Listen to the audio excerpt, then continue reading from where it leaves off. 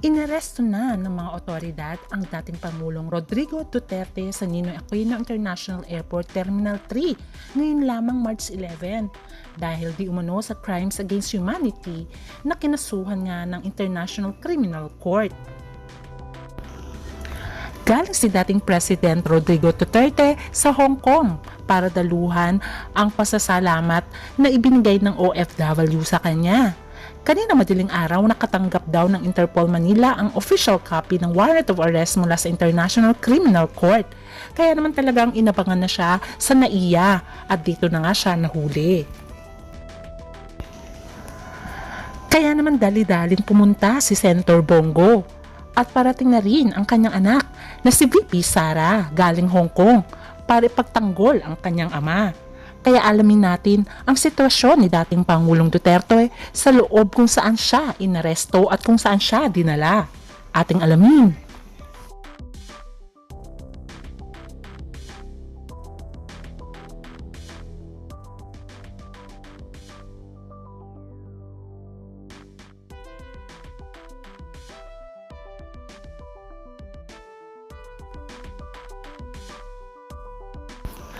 Ayon sa balita, sa kanyang pagdating ay inahain na pala ng Prosecutor General ng International Criminal Court notification para sa isang arrest warrant sa dating Pangulong Duterte para sa crimes against humanity. Yan ang pahayag ng Presidential Communications Office. Ngayong araw ay bumalik nga si dating Pangulong Duterte matapos mamalagi sa Hong Kong. At dito na nga siya nahuli ng pag-uwi nga sa Pilipinas via flight CX-907 pasado alas 9 ng umaga. At makikita nga dito na meron ng mga pulis at makikita dito si dating Pangulong Duterte. Kasama niya pala ang kanyang anak na si Veronica Kitty Duterte at ang kanyang may bahay na si Hanilet Avencena. Nabi si dating Pangulo habang nasa loob siya ng eroplano at nag-dialogue nga ito, "You will just have to kill me kung hindi ako papayag kung kakakampi ka dyan sa mga puti." Pero hindi naman masabi nang nakarinig kung sino ang kausap at kung sino ang tinutukoy ni dating Pangulong Duterte. Matatandaan na inamin ni dating Pangulong Duterte na talagang pumapatay siya pag nagkakasala at handa naman daw siyang harapin ang kanyang mga kaso at wala siyang balak tumakas patungong ibang bansa. Tawagin kita sa witness stand. Etong pahayag ni dating Pangulong Duterte tungkol sa ICC. Ko-question niya daw ang ICC kung anong evidence nila bakit siya aarestuhin. Kayo na ang bahalang humusga. Or at least have you read the case at that time ninyo may arrest. Kasama ni dating Pangulong Duterte ang kanyang may bahay na si Hanilet pati ang kanyang anak na si Kitty Duterte na nagtungo sa Hong Kong. Sumunod naman ang kanyang anak na si VP Sara para nga umattend sa pasasalamat na bigay ng mga OFW sa Hong Kong.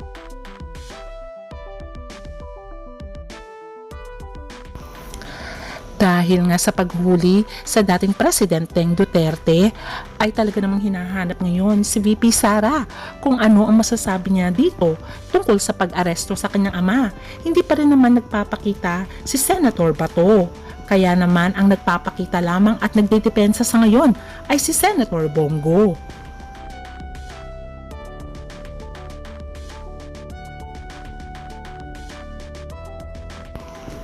Nasa mabuting kalagayan naman daw ang dating presidente. Ito ang actual video kung saan sinakay na nga si dating presidente, ang anak niya at si Hanilet sa isang bus. Dumating din si NAIA para suportahan ang dating Pangulo, walang iba kundi si Senator Bongo. At sinasabi niya nga dito na gusto niya lang maging maayos ang kalagayan ng dating Pangulo. Dahil finally ay kumilos na nga ang International Criminal Court ay naaresto na nga ang dating presidenteng Rodrigo Duterte. Ngayon ay dinala na siya sa Villamor Air Base in Pasay City. Ayon pa sa ulat ay sobrang higpit daw ng seguridad. Kahit nga si Senator Bongo ay hindi makalapit sa kanya. Kaya nga yung dinala niyang pizza ay tinawagan niya na lang si Kitty Duterte para kunin ito dahil nagugutom na nga daw ang former president. Dito makikitang may dalang pizza si Senator Bongo pero hindi siya pinapasok kaya tinawagan niya na lamang si Kitty. Opinyon ng tao, marami din naaawa kay former president pero marami din nagsasabi dapat lamang yun justice para sa mga namatay na walang kasalanan. Kaya ano sa tingin nyo? Kayo na ang humusga. Bongo ay pumunta nga daw siya in front of William R. Base Gate 4 at nag-request nga daw sa kanya na dalhan siya ng pagkain ni former president kaya nga nagdala daw siya ng pizza kaya lang hindi nga daw siya pinapapasok dahil sa sobrang higpit ng seguridad kaya tinawagan niya na lamang ang kanyang anak na si Kitty na nandun kasama ang kanyang ama. Ayon pa nga sa assistant ng International Criminal Court ay dadalhin agad daw ang former president sa Hague, Netherlands dahil doon daw siya ikukulong at doon siya lilitisin. Until now ay wala pa rin pahayag ang kanyang anak na si VP Sara kung ano ang magiging reaksyon nito at kung ano ang gagawin nila para maisalba ang kanyang ama. Siyempre maraming nagalit na supporters ni dating Pangulong Duterte at ang kanilang mga fanatikong fans dahil sa ginawang pag-aresto sa kanya. At sinasabi nilang dapat lang naman na ginawa niya yon dahil marami nga daw drug addicts sa Pilipinas. Pero ang tanong naman, paano naman daw yung pinatay na walang kalaban-laban at walang justice? Ganun na lamang ba yun? Siyempre bilang supporters ng ating dating Pangulong Rodrigo Duterte, ayun ang mararamdaman natin ang awa dahil nga matanda na rin talaga si Tatay Digong. Pero ang katanungan din, paano naman din ang mga taong bigla na lamang pinatay at talagang walang kamalay-malay na nadawit lamang sa war on drugs? Kakalimutan na lamang ba yun? Until now ay hindi pa nagpapakita si VP Sara at kung anong masasabi nito sa pag-aresto sa kanyang ama at ito ang inaabangan ng lahat. Ayon pa nga kay Senator Bongo ay may check-up pa nga ang dating presidente. Kailangan niyang magpa-check up dahil masama ang pakiramdam nito. Dapat daw ay papasukin siya. Wala naman daw siyang gagawin doon kundi bisitahin lamang at alamin ang kalagayan ng dating Pangulo. Alam naman natin na very close si Senator Bongo kay dating former President Rodrigo Duterte. Kaya siya ay concerned lamang at talaga namang pupunta siya sa Villamor Air Base para dalhan nga ng pagkain dahil nga sinabi nga ni former President na gutom siya at nagdala nga siya ng pizza pero hindi naman daw siya pinapasok. Sabi niya nga, they won't let me in. Kaya nga tinawagan niya na lamang si Kitty Duterte para ibigay ang pizza sa kanyang ama. At sinasabi pa nga niya na kailangan din daw magpa-check up ni former President. So, ng former president, according sa ICC, the 79-year-old Duterte faces a crime against humanity of murder, charged that human rights groups estimate the killing of thousands of men, mostly mga mahihirap, at ito nga ay nalilinya dahil daw sa drugs without evidence. President at ang kanyang mga kasama ay in good health dahil na-examine na daw sila ng government doctors. They've ensured that he is in good condition, ayon pa sa balita.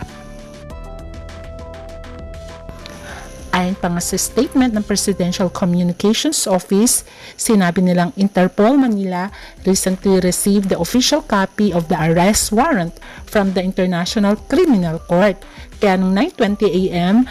ay talaga namang inaresto na nga ang former president pagka-arrive niya sa Manila from Hong Kong. At dito na nga hinihain ng Prosecutor General ng ICC ang notification for an arrest warrant for the former president for crimes against humanity. Kaya ang tanong, makakasuhan din kaya si VP Sara at si Senator Bato at sila na rin kaya ang isusunod?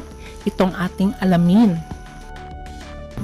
Sabi nga nila, divided ang Pilipinas. Merong maka Rodrigo Duterte, meron naman hindi. Kaya naman iba-iba ang opinyon ng tao. Pero masasabi ko lang, sino naman tayo para humusga? Hindi naman natin alam ang totoong nangyari. Siyempre malulungkot tayo, lalo na kung kapamilya natin ang former president. Sino naman ang gustong makulong ang iyong ama, ang iyong lolo? At paano naman ang mga namatayan din na walang kamalay-malay na hindi naman kasangkot ang kanilang mga anak at nadamay lamang? Siyempre bilang bugso ng damdamin ay iba-iba ang ating nasasabi at ang ating opinyon. Pero sino nga ba ang nakakaalam ng tunay na pangyayari kundi ang Diyos lamang? Hayaan natin ang Diyos ang humusga kung sino nga ba ang tunay na nagkasala. Ang importante ay mabigyan ng hustisya kung sino nga ang dapat na managot. Dahil ang sabi nga nila, kung ikaw ay malinis ang konsensya, wala kang dapat katakutan at dapat mong harapin kung ikaw naman ay walang ginawa. Kaya abangan na lang natin ang susunod na kabanata. Bye!